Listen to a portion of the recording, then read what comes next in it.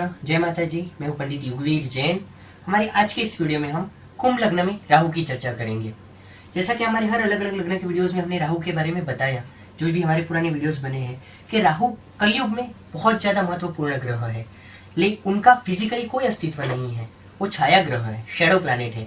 यानी आप सूर्य, चंद्र, मंगल को आप देख सकते हैं, लेकिन राहु केतु को आप नहीं देख सकते। वो लोग छाया ग्रह है, लेकिन कलयुग में उनका बहुत ज़्यादा प्रभाव होता है हमारे ऊपर, उनका बहुत ज़्यादा असर होता है। राहु केतु की कुंडली में पोजीशन देखना बहुत जरूरी है। जितने भी ज़्यादातर खराब प्रकार के योग होते हैं, काल सर्प दोष हो, चाहे वो चांडाल योग हो, चाहे वो श्रापित योग हो, चाहे वो ग्रहण योग हो, चाहे वो सर्प दोष हो, अनेक प्रकार के जो भी अशुभ योग होते हैं वो राहु केतु बनाते हैं। नहीं, आप सोच लीजिए, आप ज़्यादातर 80% लोग जो पूजाएं करवाते हैं, आप राहु केतु की पूजा करवा रहे हैं संभव। तो ये आप समझ जाए कि हमारे जीवन के ऊपर कितना ज़्यादा इन ग्रहों का असर होगा। और यही अगर जब देने पे आते हैं, कुंडली में पॉजिटिव बैठते हैं, तो ये बहुत देते हैं। इंसान शून्य से सर्जन करता है, करोड़पति तक आज बन जाता है। 2 नंबर की इनकम में होती है, या तो बहुत बड़ी फैक्ट्री लाइन में बहुत जबरदस्त वर्कर्स होते हैं, बहुत सारे हाथ के नीचे काम करने वाले, उनसे इंसान बहुत बहुत पैसा कमाता है, शून्य से एक शिखर पर बैठ जाता है। ये है राहु केतु का पावर। तो हमारी कुंडली में हमें जरूर देखना चाहिए राहु केतु कैसा फल देते हैं। ये कुंभ लग्न की कुंडली है। यहाँ पे अगर हम 12 भावों में चर्चा करेंगे राहु की। अब और एक बात, ज्योतिष शास्त्र में राहु की विरोधाभास से कुछ लोग 7वीं दृष्टि, एक ही दृष्टि मानते हैं, लेकिन राहु की हम 5, 7, 9 3 दृष्टियां मानेंगे। इनकी 5, 7, 9 की दृष्टि, और 2 राशि में ये उच्च के होंगे और 2 राशि में ये नीच के होंगे। वृषभ और मिथुन में उच्च के होंगे और वृश्चिक और धनु में ये नीच के होंगे। अगर राहु यहाँ पे पहले भाव में आते हैं तो ये मित्र घर में आ जाएंगे, अपने शनि के घर में आ जाएंगे। तो यहाँ पे ये साहसी बनाएंगे व्यक्तित्व को। एक प्रभावशाली व्यक्तित्व, एक हिम्मत वाला इंसान होगा, जीवन में आगे आने के लिए मेहनत करेगा। इंसान को 42 के ईयर्स से इंसान को काफी लाभ होगा, काफी सफलताएं मिलेगी, क्योंकि यहाँ पे राहु तुंग राजयोग का निर्माण करेगा। केंद्र स्थान में बलवान राशियों में, शुभ राशियों में जब राहु आता है तो राहु तुंग योग होता है, ऐसा शास्त्रों में कहा गया है। तो यहाँ का राहु आपके जीवन में सफलताएं देगा, उन्नतियां देगा। लेकिन हाँ, अगर ये पाप प्रभाव में आया तो हेल्थ के इश्यूज देगा, मानसिक तनाव देगा। इस तरीके से यहाँ का राहु आपके लिए नेगेटिव होगा अगर ये पाप प्रभाव में आता है तो। लेकिन अगर ये पाप प्रभाव में नहीं आता है, अशुभ योगों में नहीं आता है, अकेला बैठता है यहाँ पे, तो आपको अनेक प्रकार से उन्नतियां देगा। राहु की दशा, राहु केतु की दशा, अंतर दशाएं भी आपको यहाँ पे राहु की मदद देने वाली होंगी। राहु का शुभ गोचर आपको जब भी आएगा वो पीरियड में आपको अच्छे अचीवमेंट्स देने वाले होंगे।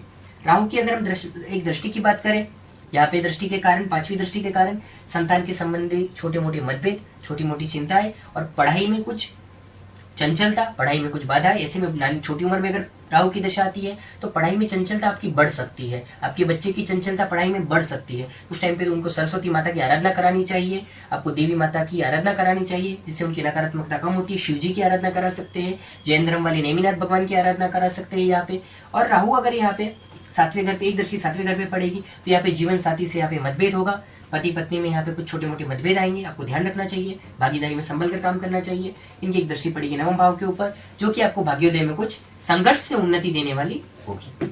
अगर हम राहु की बात करें दूसरे भाव में, तो यहाँ पे राहु गुरु के घर में आ जाएंगे, जो कि शत्रु स्थान है उनका। तो यहाँ के राहु इंसान को वाणी, स्ट्रांग वाणी देंगे, बोल्ड वाणी देंगे, लेकिन कई बार अपने वाणी से आप काम ना बिगाड़े, इसके लिए आपको ध्यान रखना चाहिए। आपकी वाणी से आपके काम ना बिगड़े। राहु की दशाओं में आपके जीवन में संघर्ष बढ़ेगा, फैमिली के साथ मतभेद बढ़ेंगे। आपको समझदारी से, मैच्योरिटी से मतभेद टालने चाहिए।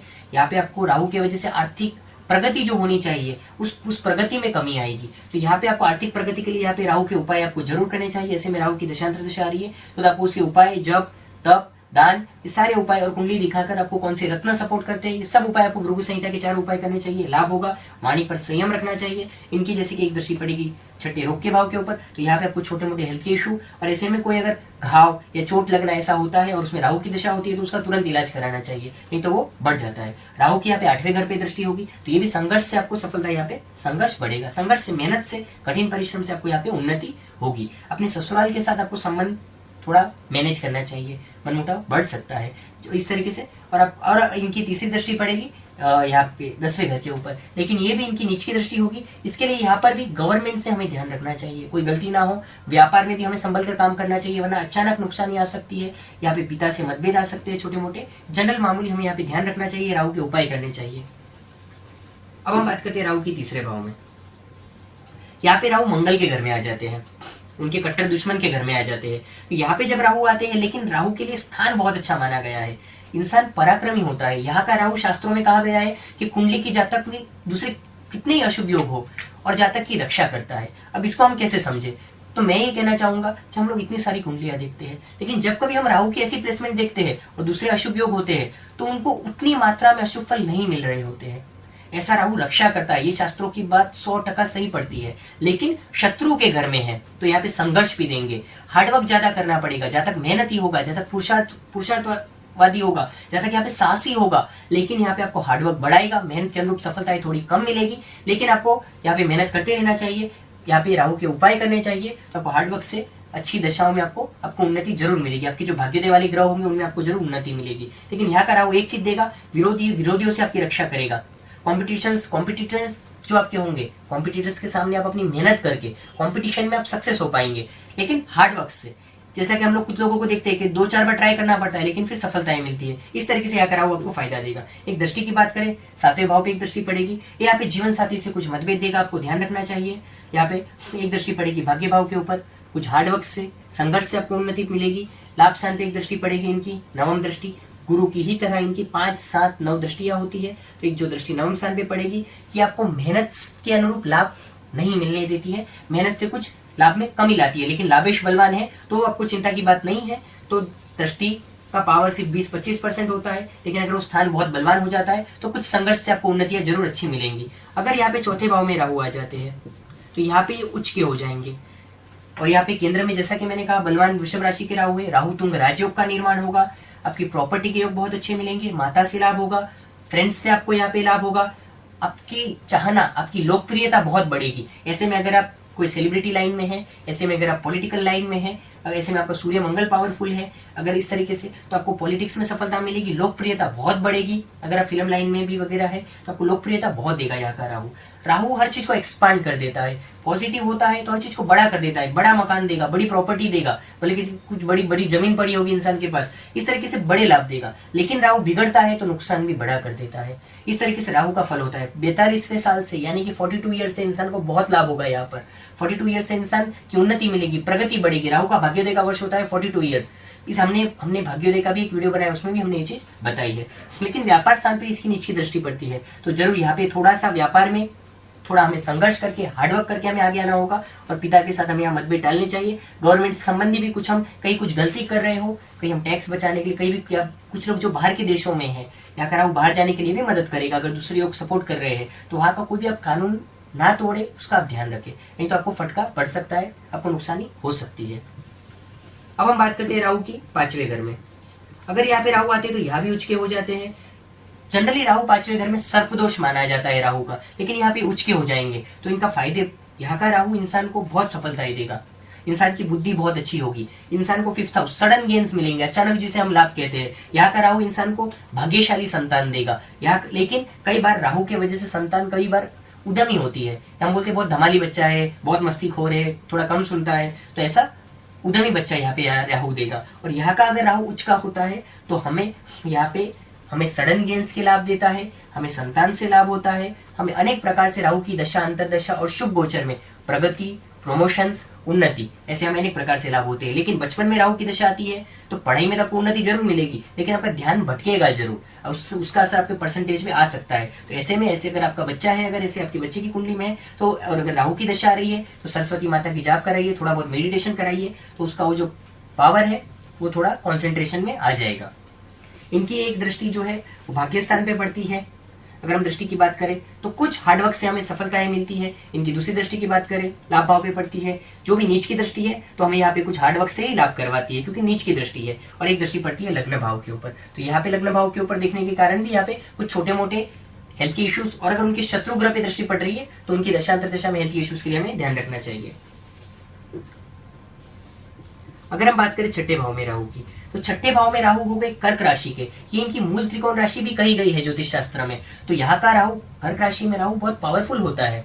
जनरली कई बार हम ऐसा देख लेते हैं कि चंद्र के घर में शत्रु क्षेत्री है, लेकिन राहु के तो कोई मूल त्रिकोण की राशि दी गई है शास्त्रों में, तो यहाँ पे फल बल्कि उल्टा हो जाता है। कर्क राशि का राहु जब अगर हम देखने जाए 3रे भाव में, 6ठे भाव में, 11वें भाव में, कई बार इंसान को विरोधियों को परास्त करके कॉम्पिटिशन, इंसान नया नया आता है लेकिन अपने कॉम्पिटिटर्स के सामने कॉम्पिटिशन में सक्सेस होकर बहुत आगे तक आ जाता है। तो यहाँ का राहु सफलता ही देगा, प्रगति देगा, लेकिन थोड़ा बहुत यहाँ पे हेल्थ का ध्यान रखना चाहिए। तो हेल्थ का कोई इशू आएगा आपको थोड़ा उसके लिए कुछ छोटी मोटी परेशानी का सामना करना पड़ सकता है। इनकी एक दृष्टि पड़ेगी 10वें भाव के ऊपर, छोटे मोटे पिता से मतभेद, गवर्नमेंट के कुछ काम करे तो उसमें थोड़ा ध्यान रखिए। व्यापार में डिसीजन थोड़ा सोच समझ के लीजिए, घाई के डिसीजन में कभी कभी फंसने की नौबत आ सकती है। 12वें घर की जो दृष्टि है इनकी, तो ये दृष्टि फालतू के खर्चे बढ़वाएंगी।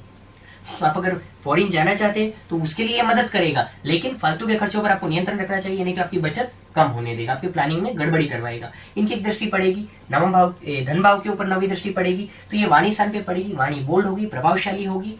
वाणी पर थोड़ा कहीं पर संयम बरतना चाहिए, कहीं पे कुछ हम बहुत उग्रता के कारण काम ना बिगाड़े, और हमें धन संचय पे भी यहाँ पे ध्यान देना चाहिए। और फैमिली से जो अगर मतभेद आते हैं यहाँ पे राहु की दृष्टि के कारण, तो उसमें भी हमें ध्यान रखना चाहिए। अब राहु की बात करते हैं 7वें घर में। 7वें घर में राहु आते हैं तो शत्रु क्षेत्री हो जाते हैं, सूर्य के घर में आ गए। तो यहाँ का राहु, 7वें घर का राहु हाईएस्ट जो मैरिज में डिले के केस होते हैं उनमें देखा जाता है। तो शादी आपको योग्य समय पर करनी चाहिए, क्योंकि बहुत से लोग हमारे पास आते हैं, बोलते पहले सेटल हो जाएंगे, पहले बहुत पैसा कमा लेंगे, उसके बाद शादी करेंगे। ऐसे में राहु भ्रमित करता है। राहु का काम है भ्रमित करना, भ्रम ही राहु है। यानी हमें जमीन पे सिक्का दिखता है कि सिक्का पड़ा है, लेकिन उठाते तो एक मेटल का टुकड़ा होता है। भ्रम पैदा करना, हिस्टेरिया जिसे पागलपन हम बोलते हैं। लेकिन अगर राहु बिगड़ता है तो ये देता है, लेकिन जनरली इंसान को भ्रमित करता है कि अभी तो पैसा कमाना है, अभी मुझे शादी नहीं करनी है, अभी मुझे ये करना है। तो ऐसे में आपको जरूर सही समय पर अगर योग्य पात्र मिल रहा है तो शादी कर लेनी चाहिए। भागीदारी में संभल कर काम करना चाहिए, नहीं तो भागीदारी में नुकसान हो सकता है। जाहिर जीवन में भी संभल कर काम करिए। इस तरह अगर यहाँ का राहु है तो शिव जी की आराधना करिए। जो जैन लोग हैं उन लोगों को नेमिनाथ भगवान की यहाँ पे आराधना करनी चाहिए, उन्हें लाभ होगा। ऐसे में राहु की दशा आती है तो थोड़ा इनके उपाय करने चाहिए। और इनकी एक दृष्टि यहाँ पे पड़ेगी लाभ स्थान के ऊपर। जो भी नीच की दृष्टि होगी आपको मेहनत के अनुरूप लाभ में कमी लाएगी। आप काम करेंगे 100 रुपए का, लेकिन लाभ मिलेगा 70 रुपया, 60 रुपया। तो यहाँ पे राहु के हमें उपाय करने चाहिए, जैसे कि मैंने जो इनके इष्ट देव उनकी आराधना करनी चाहिए। बहुत फर्क पड़ता है ये आराधनाओं से, आपको श्रद्धा से करना चाहिए। लग्न भाव पे दृष्टि पड़ेगी, बोल्ड नेचर होगा, हिम्मत वाला नेचर होगा, साहसिक नेचर होगा, वो आपको मदद करेगा जीवन में। उसी हिम्मत को पॉजिटिव वे में लेके जाइए, आप जीवन में सफल होंगे। एक दृष्टि पड़ेगी यहाँ पे 3रे भाव के ऊपर, छोटे भाई बहनों से मतभेद होगा, हार्डवर्क से आपको सफलता मिलेगी। हार्डवर्क यहाँ पे आपको जरूर बढ़ाना चाहिए। जैसा कि यहाँ पे मैंने हेल्थ के रिलेटेड बताया, यहाँ पे अगर राहु अशुभ योगों में आते हैं, जैसा कि ग्रहण हो गए, चांडाल हो गए, श्रापित हो गए, जो हमने अशुभ योगों की बात की थी, तो यहाँ पे इंसान को किडनी के रिलेटेड है, स्त्रियों को गर्भाशय के रिलेटेड है। ये सब चीजों में हेल्थ का ध्यान रखना चाहिए। ये गुप्त रोगों का स्थान होता है, जैसे कि हमारे मूत्र मार्ग है, टॉयलेट के जो मार्ग के जो रोग है, ये सब हमें थोड़ा यहाँ पे ध्यान रखना चाहिए। ऐसे में कुछ भी थोड़ी सी तकलीफ होती है, उपाय कर लीजिए, एक्सरसाइज करिए, योगा करिए। आजकल के फास्ट लाइफ में हम हेल्थ का ध्यान नहीं रख पाते हैं कई बार, तो ऐसा अगर आप रखते हैं, ध्यान करते हैं, तो आपको बहुत यहाँ पे बचाव होगा। तो अब हम बात करते हैं राहु के 8वें घर में। यहाँ पे राहु कन्या राशि में आ जाएंगे। राहु के लिए राशि तो बहुत अच्छी है, लेकिन 8वें घर में राहु संघर्ष देते हैं। 8वें घर में राहु शक्ति भी देते हैं, विल वारसा, कई बार बाप दादा की या ससुराल की कुछ बड़ी संपत्तियां होती है, लेकिन जहां तक कि खुद के जीवन में संघर्ष से उन्नति करता है इंसान। खुद के जीवन में इंसान को ज्यादा संघर्ष करके उन्नति कर पाता है। 12वें घर की दृष्टि फालतू के खर्चे बढ़ाती है। कई बार सपने में ऐसे लोगों को सांप दिखते हैं, नींद की समस्याएं होती है एक उम्र के बाद, थोड़ा उस पर ध्यान देना चाहिए, तुरंत इलाज कराना चाहिए। वाणी पर संयम, कुटुंब से मतभेद यहाँ पे टालने चाहिए, बचत पर ध्यान देना चाहिए। इनकी एक दृष्टि पड़ेगी यहाँ पे 4थे भाव के ऊपर, उच्च की दृष्टि होगी, लेकिन फिर भी दृष्टि है तो यहाँ पे लाभ तो होगा ही, मकान वाहन संबंधी लाभ होगा, लेकिन फिर भी माता से मतभेद, मित्रों से कई कलह, मिसअंडरस्टैंडिंग से, राहु जैसा कि मैंने कहा मिसअंडरस्टैंडिंग भ्रम क्रिएट करता है, उसी कारण घरेलू जीवन में थोड़े मतभेद, मित्रों से मतभेदों को टालना चाहिए। और राहु के उपाय आपको इसकी दशा में जरूर करने चाहिए। फायदे में यहाँ का बलवान राहु आपको बड़ी विरासत वाली कोई संपत्ति, प्रॉपर्टी के लाभ आपको जरूर यहाँ पे दे सकता है। अब हम बात करते हैं राहु की 9वें भाव में। अगर 9वें भाव में राहु आते हैं तो ये तुला राशि के हो जाते हैं। यहाँ अपने मित्र शुक्र के घर में ही आ जाते हैं, तो यहाँ के राहु एक तो बहुत अच्छी पोजीशन में आ जाएंगे। ऐसा इंसान देवी माता को मानने वाला, देवी माता का भक्त होता है, कुछ उनके कुल देवी, कुछ वारसागत कोई देवी माता की उनके परिवार पे कृपा होती है। ऐसा राहु इंसान को बहुत प्रगति देता है। और 42 ईयर्स से इंसान बहुत प्रगति करता है, क्योंकि राहु का भाग्योदय का जो साल है वो 42 साल है, तो 42 के उम्र से इंसान प्रगति करेगा। तो यहाँ पे अगर आपकी कुंडली में ऐसा राहु बैठा है, और आप अगर संघर्ष भी कर रहे हैं तो अपनी पूरी मेहनत करिए, क्योंकि आप जितनी भी मेहनत लगाएंगे वो प्रगति आपको खुल के मिलेगी। तो हम कई लोगों को देखते हैं, कुछ लोग छोटी उम्र में सक्सेस होते हैं, कुछ लोग संघर्ष कर रहे होते हैं, कुछ लोगों को लेट भाग्योदय होता है। तो उसमें ऐसे लेट भाग्योदय कराने वाले ग्रहों का रोल होता है। और अगर आपके दूसरे ग्रह बलवान है तो छोटी उम्र से भी आपको सक्सेस मिलेगा, लेकिन इस एज में आपको कोई बड़ा सक्सेस, फॉरेन से लाभ, विदेश यात्रा के योग, ऐसे अनेक प्रकार से आपको यहाँ पे लाभ मिलेंगे। पैतृक संपत्ति के योग यहाँ पे बन सकते हैं। आपको कोई भी प्रकार की 2 नंबर की आवक, कोई बड़ी फैक्ट्री लाइन से फायदा, लेकिन उसमें शनि मंगल दिखना होगा। इस तरीके से यहाँ पे आपको अनेक प्रकार से उन्नति आके राहु देंगे। इनकी दशांतर दशा में आपको उन्नति मिलेगी। दृष्टि की बात करें, 5वीं दृष्टि लग्न पे होगी। बोल्ड नेचर बनाएंगे, आपको प्रभावशाली व्यक्तित्व देंगे, स्ट्रॉन्ग बनाएंगे, हिम्मत वाला बनाएंगे। लेकिन कहीं कहीं थोड़ा बहुत अगर यहाँ पे इसके शत्रु दृष्टि का कोई शत्रु ग्रह आ जाता है तो हेल्थ का यहाँ पे आपको ध्यान रखना होगा। इनकी एक दृष्टि पड़ेगी 3रे भाव पे। छोटे भाई बहनों से यहाँ पे मतभेद टालने चाहिए। छोटी मोटी यात्राओं के भी यहाँ पे आपको योग बनेंगे। भाग्य स्थान में भी बैठे, 3रे भाव पे भी दृष्टि कर रहे हैं। हार्डवर्क से, पुरुषार्थ से आपका लाभ बढ़ेगा। और यहाँ पे एक दृष्टि पड़ेगी संतान भाव पे। पढ़ाई के टाइम पे अगर आपकी कुछ राहु की दशांतर दशा आ जाती है, पढ़ाई में कुछ चंचलता, कुछ विचलितता, किसी सब्जेक्ट में कम मार्क लाना, विचलितता के कारण कुछ इस तरीके से भ्रमित करना हो सकता है। संतान से संबंधित छोटे मोटे मतभेद के अलावा ओवरऑल में आपको ये अच्छा फल देगा यहाँ पे। लेकिन प्रेम जीवन में भी कई बार आप गलत इंसान के पीछे दौड़ सकते हैं ऐसे राहु की दृष्टि में, तो ऐसी सब चीजों का थोड़ा ध्यान रखना चाहिए। बाकी यहाँ का राहु, इसकी दशांतर दशा अच्छे गोचर में बहुत फायदा देने वाले होंगे। अब हम बात करते हैं राहु की 10वें भाव में।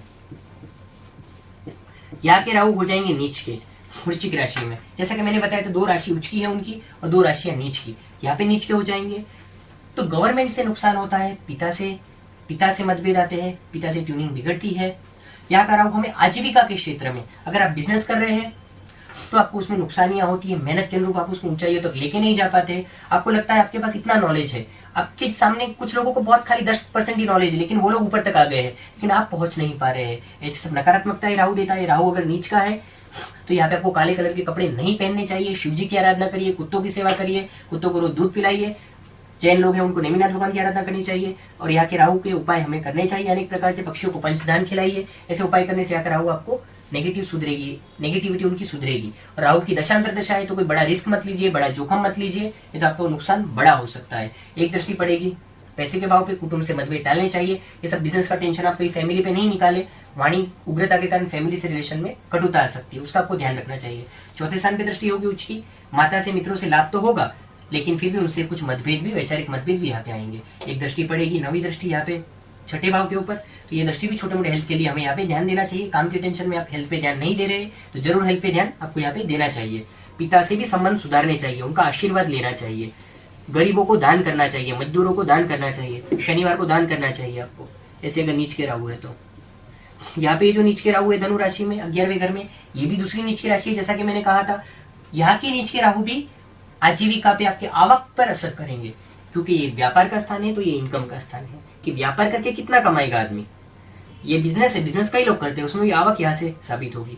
लेकिन नीचभंग में बैठे हैं तो चिंता की बात नहीं है। लेकिन अगर नीचभंग नहीं कर रहे हैं तो आपको यहाँ पे इनका ध्यान जरूर देना चाहिए। मैंने जो उपाय 10वें घर के नीच के राहु के बताया वो सब उपाय यहाँ पे करने चाहिए। यहाँ पे इनका दान करना चाहिए शनिवार को, जैसे कि मैंने आराधनाएं बताई वो करनी चाहिए। और राहु की दशांतर दशा में कोई बड़ी रिस्क नहीं लेनी चाहिए।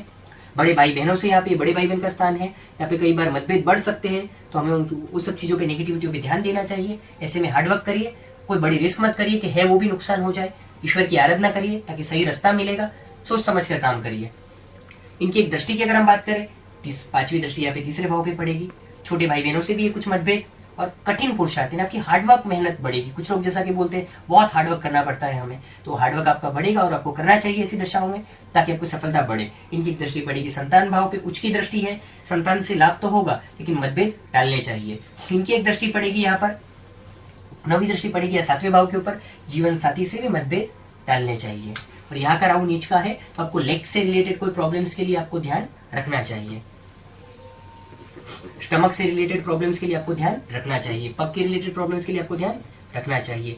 12वें घर में राहु आ जाते हैं, मकर राशि में आ जाते हैं, तो मकर राशि भी राहु के लिए शनि की राशि है, उनके मित्र की राशि है, उनके लिए बहुत अच्छी राशि है, लेकिन स्थान अच्छा नहीं है। अगर आप विदेश जाना चाहते हैं तो ये राहु बहुत अच्छा है, लेकिन फालतू के खर्चे बढ़वाएंगे ऐसे राहु, जीवन में संघर्ष करवाते हैं ऐसे राहु। कई बार इंसान की फैमिली लाइफ में भी बहुत डिले करवा देते हैं। जीवन में हार्डवर्क ज्यादा करना पड़ता है, संघर्ष ज्यादा करना पड़ता है, उससे उन्नति इंसान की बढ़ती है। जन्म स्थान से दूर भाग्योदय देते हैं, विदेश से लाभ होता है। लेकिन ऐसे राहु की दशा अंतर्दशा आती है तो ध्यान रखिए, कोई बड़े रिस्क के काम मत करिए, नहीं तो अचानक कोई बड़ा नुकसान भी कई बार ऐसे राहु देते हुए देखे जाते हैं। तो यहाँ के राहु के उपाय जो मैंने बताया वो सब आपको करने चाहिए। कुंभ लग्न में हमने जनरली 12 भाव में राहु की चर्चा की। हमारे अगले वीडियोस में हम अगले ग्रहों की चर्चा करेंगे। हमारे कार्यालय से आप कुंडली दिखाने के लिए हमारी फीस ट्रांसफर करके फोन पर अपॉइंटमेंट बुक कर सकते हैं। धन्यवाद।